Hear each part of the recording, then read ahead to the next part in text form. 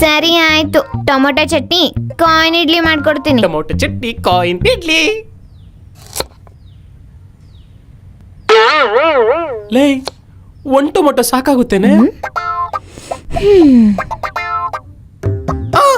ಅರ್ಧನಾ?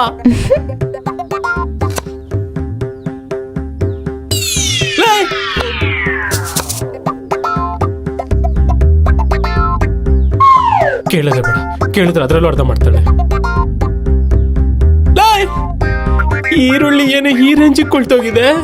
ಓ ಇದಾ, ನಾನು ತರಕಾರಿ ತರಕಂತ ಮಾರ್ಕೆಟಿಗೆ ಹೋಗ್ತೀನಲ್ಲ, ಅಂಗಡಿಯಿಂದ ತರಕಾರಿ ತರ್ತೀನಿ ಅನ್ಕೊಂಡ್ರಾ? ವ್ಯಾಪಾರ ಎಲ್ಲ ಮುಗಿದ್ಮೇಲೆ ಉಳ್ದಿರೋದನ್ನ ತಂದು ಕಸದ ತೊಟ್ಟಿಗೆ ಎಸಿತಾರಲ್ಲ, ಎಸಿತಾರೆ. ಅದನ್ ತಿನ್ನಕ್ಕೆ ದನಗಳು, ಮೇಕೆಗಳು, ಕುರಿಗಳು ಬರ್ತವೆ. ನಾನ್ ಒಳಗ್ ನುಗ್ಗಿ ಫೈಟ್ ಮಾಡಿ ಹಾಕೊಂಡ್ ತಗೋಬಿಡ್ತೀನಿ. ನನ್ನ ಕರ್ಮ.